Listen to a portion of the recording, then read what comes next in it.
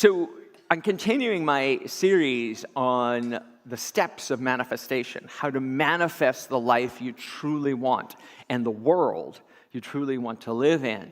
And today's step is you have to take the steps.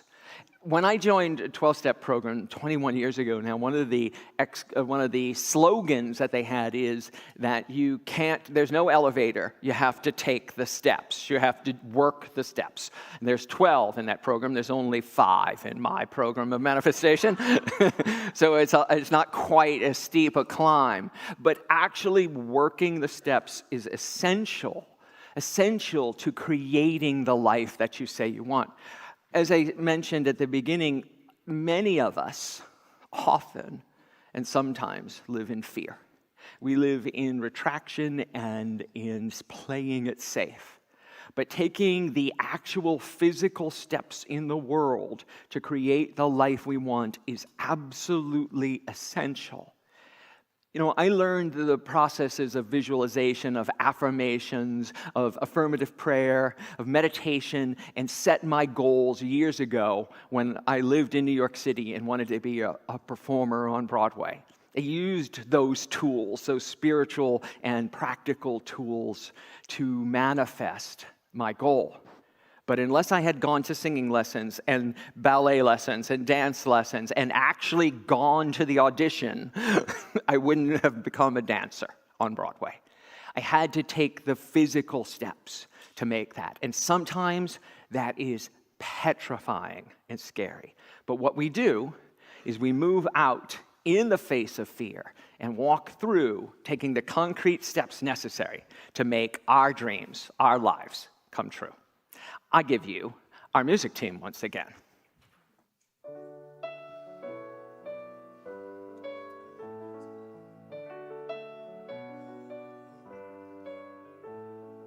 What would I do if I knew that I could not fail?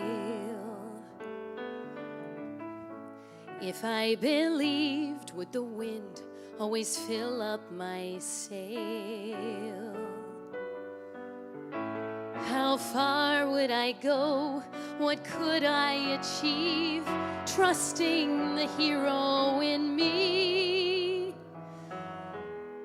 If I were brave, I'd walk the razor's edge, where fools and dreamers dare to tread. I'd never lose faith, even when losing my way. What step would I take today if I were brave? If I were brave.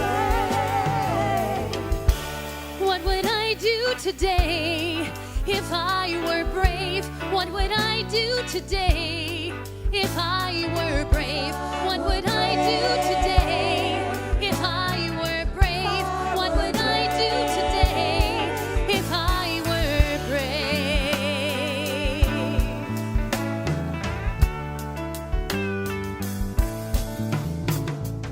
What if we're all meant to do what we secretly dream? What would you ask if you knew you could have anything? Like the mighty oak sleeps in the heart of a seed, are there miracles in you and me? If I were brave, I'd walk the razor's edge, where fools and dreamers dare to tread. I'd never lose faith, even when losing my way. What step would I take today if I were brave?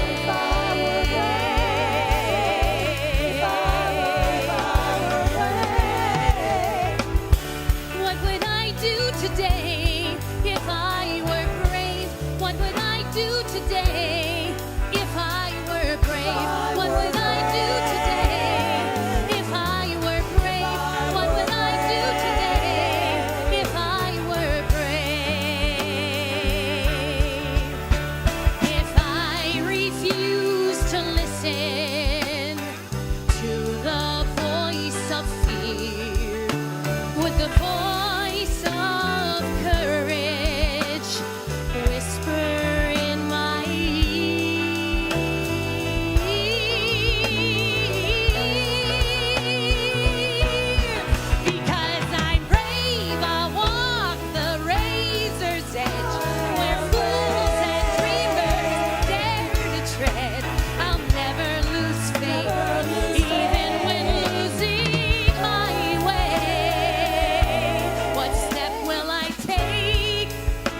today because I'm brave.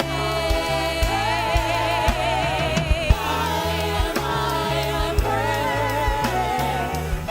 What will I do today? I am brave. What will I do today? I am brave. What will I do today? I am brave. What will I do today? I am brave.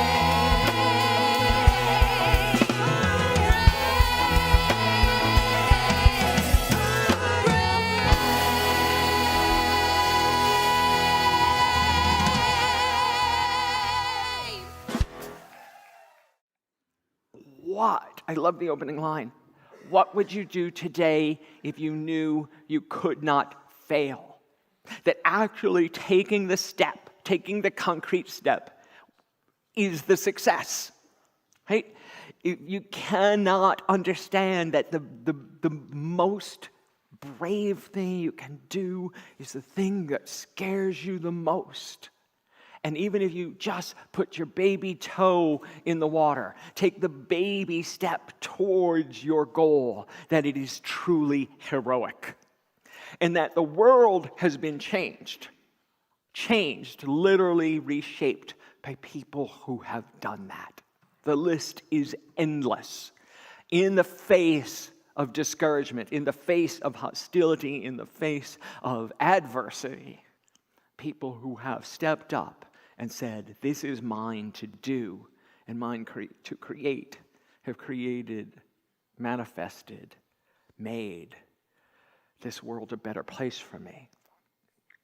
I think back to the LGBT heroes in my former city of New York, and in this city, and cities all across the world, the people of courage, the trans people here at the Compton cafeteria, the gay and lesbians and bisexual and transgender people in Stonewall, making a difference for all of us today. And I see the generations of young LGBTQ plus people who come after me, who have the benefit of me being an openly out gay minister, right?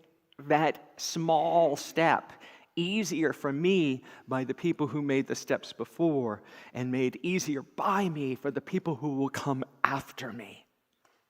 One of my colleagues asked me, how can we be allies? How can we be allies in our work and ministry?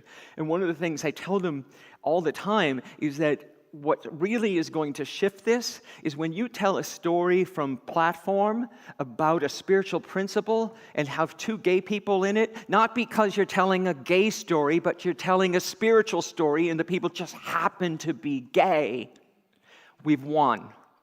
We've won. We've shifted the conversation to what they do sexually to what they do spiritually.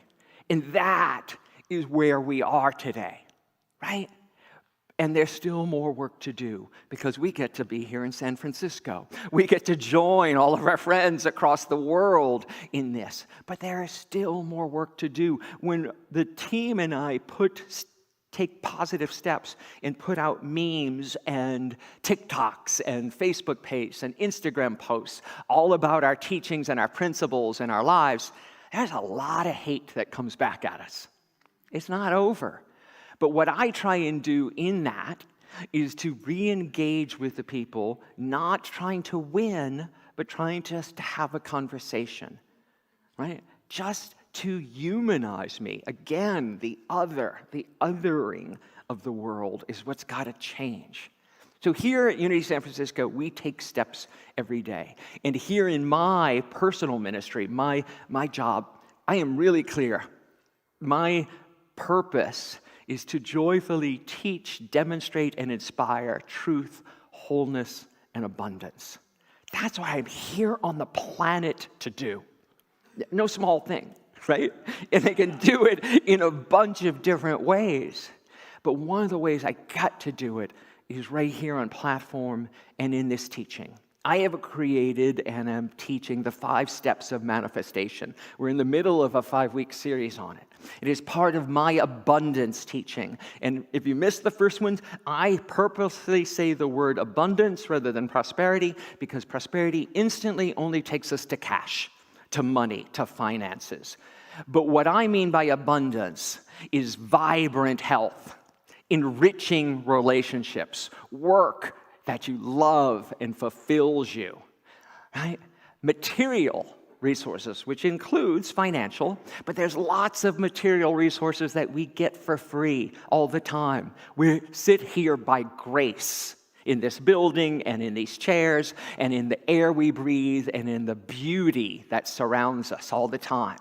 All we have dominion over for free. And the last one is free time or leisure time. That it's not enough to work so hard to be successful that you don't have any time to enjoy it, any time to set your intention for peace and serenity. I have partners that I set my intentions with every day. And we've talked about this before, but I'm going to reiterate it. Setting your intention means you can do it daily or you set a larger goal. But my daily intention that I text back and forth with my friends is that what I want to experience in the day. And the second part of that intention is who I have to be to have that intention fulfilled. So yesterday with my partners, I said that I wanted to experience rest. And to do that, I must be lazy. So I had a day where I took care of everything I needed to take care of in the morning, took care of kids, and my husband came home, and one of my kids went off with someone else, and JD took our younger son, and I took a 2-hour nap in the middle of a Saturday. Right? I was like, wow. Do I just have to set my intention to do that? And have a really incredible spouse, right? So I want you to all to join us in that. Do you wake up in the morning and just see what the day is going to be? Or do you set your intention daily? Are you taking the step to set your intention to what you want to experience? If you're in the class and you're doing that, because I've been teaching this for a while, raise your hand. Are you setting intentions? Take a look around. Talk to these people about it, about what your daily intention is and what you're going to get out of that. So the first step is to name and claim your good. That is setting your intention, to name and claim what you want to have happen. Whether, like I said, it's a large goal or just the goal for the day. And the world and your mind will resonate with that. The universe can give you anything that you want. God provides all that you need. Claim it out loud and proud. The next step is to become really aware of what you truly think. I call it your belief system. Sometimes I call it your BS. Depends on the day, right? So what is it that you really truly believe? Do you really truly believe that the world is here for you, that things are happening for your highest and the best? Do you believe that God's got it? Your back, right? God's actually providing you everything you need. Or do you believe that it's a zero-sum game and you've got to get what you have to for yourself and make sure you keep it and hoard it and protect it? Or are you giving it away freely? Are you sharing of all the good that you get? So in watching what happens when you fertilize the field in front of you. Understanding your consciousness is the first step into shifting it. And there's lots of tools we talked about. I invite you to go back to our website and look at the Shift Your Consciousness talk, because it's some rich stuff that we must do on a daily basis. Years ago, I spoke about the metaphysical lessons of Cinderella. Now, we're not going to do that today, but we used all the Rodgers and Hammerstein music, and we talked about bibbidi bobbidi boo, impossible for a plain yellow pumpkin to become a golden carriage. It's possible. Trust me. But one of the things in all the myths of Cinderella I read, and I read all across many cultures, all the myths always have two balls. Cinderella goes to the first ball. The fairy godmother, which represents her higher consciousness, her divine consciousness, transforms her rags into riches. She doesn't create them out of thin air. She turns what is into what could be. And then the next step is when Cinderella goes to the ball at midnight, it all turns back. Do you ever wonder why that is? And then she goes to the ball a second time, and the gown turns back to rags. I think, metaphysically, that happens because yesterday's affirmations, yesterday's intentions do us no good today. That negative thinking, that belief system can creep back in, and the affirmations we did yesterday about how we believe something is going to happen can fade away with the passage of time. We must step up every day and reaffirm our good, shift our consciousness to understand that the universe is an infinite field of potential, and that today we get to choose what we're going to experience. The lessons of our childhood, the Cinderella stories, the Aladdin stories, all those little myths, were meant to teach us something. As adults, we get to wake up and finally learn the lesson, right? We get to shift our consciousness into something else. And then we're on to today's lesson. Take concrete steps. We must take steps in the physical world to create in the physical world. It is wonderful and easy and fun to create in our minds. And it is very much necessary. It is the place that all this is filtered through. We create first in our minds, but then we create in the physical world. So there's some ways we get to do that. The next two steps are share your journey and be open. Come next week and come the week after. I'll explain those. But today, we get to commit. Nothing, absolutely nothing happens in this world until we commit that we're going to do it. How often do you hear people say, well, I'll think about it. I'll try. Try is another way of saying, I'm not going to do that, right? I'll try and make it to the party. We can just say, no, I can't make it to the party, or we can commit to being at the party, at the service, at the event, no matter what. So I'm going to ask you today to let go of the word try and to say, yes, I will commit to doing this, or no, that's not for me to do. Both are perfectly fine answers, but the commitment is how we set our course. The commitment to experience something, the commitment to being something, the commitment to doing something is how we move the needle. When JD and I adopted our 16-year-old boy, we didn't know what we were doing, thank God, because we never would have said yes. But we committed to adopting a 16-year-old who has turned out to be one of our greatest achievements, his love, his progress, his life. And we knew, as I'm looking at this compass, going, wow, one of the things we said is we knew how difficult could be. We were 16-year-old boys. We knew. We were no walk at the beach, right? But we knew that if we moved the dial of his life 1 degree, the trajectory that would take him out into would be monumentally different than where he was heading. And so our goal always was just to move the dial 1 degree, to move it 1 degree. And today, he lives here in San Francisco. He and his girlfriend have an apartment. He has a full-time job where he just got promoted to a manager, making 6 figures, right? And calls us for advice and help, not financial, but help, all the time. And that is what the power of commitment can do. So what do you want to commit to today? It's not going to happen. Well, it can, but most of the time it doesn't happen overnight.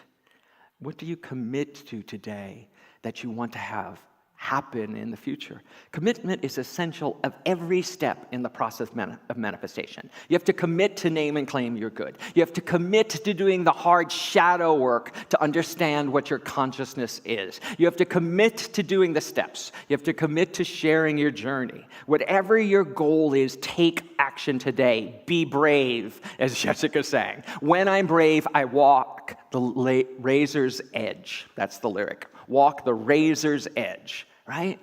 Commit to that. And then set your intention. As I talked about setting your intention, I love this picture. It just reminds me of the Frank Sinatra song, "He's got high hopes, he's got high hopes." That little ant thinks he can move that rubber tree plant, right? And that's what we do. We set our intention to do the impossible. We set our intention to make a difference in the world. We set our intention to know that our goal is not only for us, but it is for the betterment of the world. When we can shift our understanding of what I need to what I want, what I desire, is for the betterment of others, it gives us an opportunity to feel into the intention. To feel. It's like, oh, if I do this, if I become this coach, if I become this medical professional, this psychiatrist, I've become this teacher, this minister, whatever it is that is your goal in life, imagine yourself being successful and helping other people. See the looks on their eyes when you're interacting with them. See the changes in their lives. See the joy in their face because of your being here. Because that's why we're all here, folks. We're not here for ourselves. What a lonely existence that would be. We're here for community. When we set our intention to be part of something that is bigger than the little me, we can shift the world. And it is by some little old ant. That may be me, as worker ant. But all of us, moving that tree, moving that situation, changing the world one leaf at a time, that is incredible. As I've shared on other occasions, Margaret Mead, never estimate the power of a small group of committed people can change the world. It's the only thing that ever has. So commitment, intention, and your outcomes you see are your conscious and subconscious minds, unconscious intentions brought to life. We've talked about it before. What your life is right now is your intention. When you want to shift it, you need to shift your intention, shift your belief system, and create something else. So here's the hard part. We have to do something that makes that different. And people get triggered by the word tithing, but I want to talk about tithing in a way that I understand it. First off, it is about the bucket overflowing. Life is about the constant renewal, the inflow and the outflow, right? And here at Unity and in my spiritual practices, we talk about tithing this way. Tithing of time, talent, and treasure. Tithing, the word literally means 10%. But there's no magic in the number, folks. So let's get over that part first. There's no magic formula that if you give 10% of time, talent, or treasure, that some magic happens and the universe opens and the floodgates open and you'll be rewarded exponentially. It's about the consciousness of giving, from your ample supply, right? So what I'd like you to talk about is this, tithing. Call it giving, call it whatever you want, it doesn't matter, of time. That is your time reading, doing spiritual work, meditating, praying. That's the work you need to do for your own development. Tithing of time means coming here to spiritual services, being here for other people, being here to catch the energy, going online, watching it online, catching up during the week, rather than filling your whole week like some days I do with constantly negative news, to actually stop it and shift over to some spiritual development. Imagine what you would do, say if you have a 12-hour day and you spent just an hour of it for your own spiritual development, spiritually tithing to yourself 10%, what a shift that would be, or 5%, or 20%. What if you spent your whole day, not in a nap like I did, but in a meditation for 2 hours? That can be equally as fulfilling. Talent means the world needs you, needs your wisdom, needs your abilities, needs you to stretch it.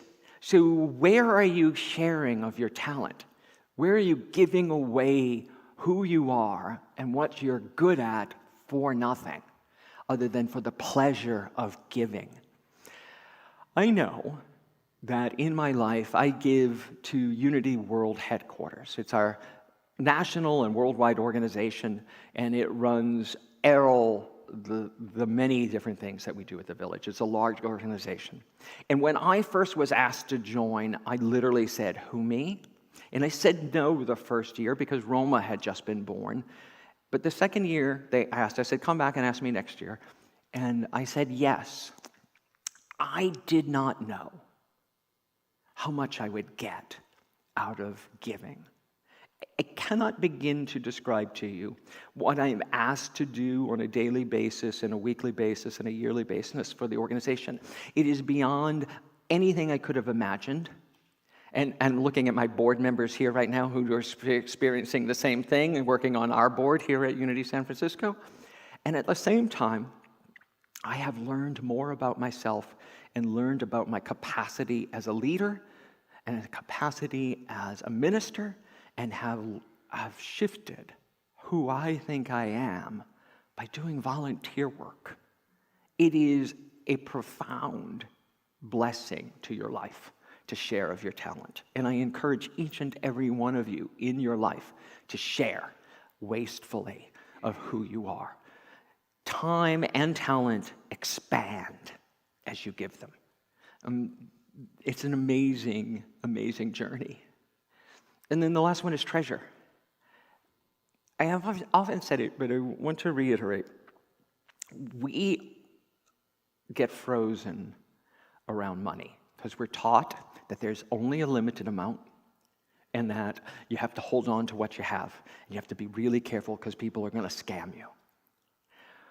What I want to say is money is energy. Money is important, but it is just a form of value. When we give to things, when we tithe, purposefully give to things we love, that feed us, that nurture us, what we're saying is, more please. I would like more of that, please. When you go to a restaurant and you get good service and good food, you tip the waiter staff for giving you good service.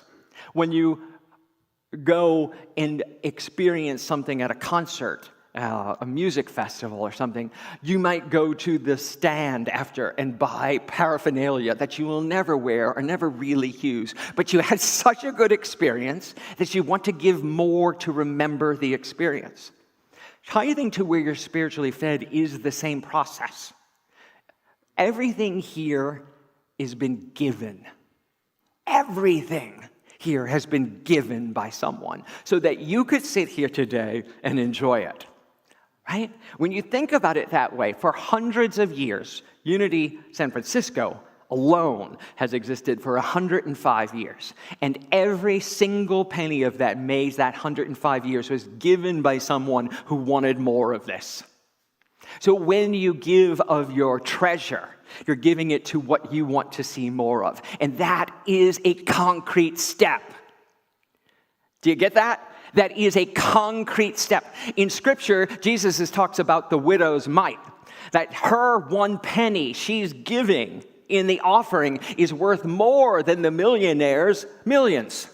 Because she's giving from her supply, trusting in faith that there will be more.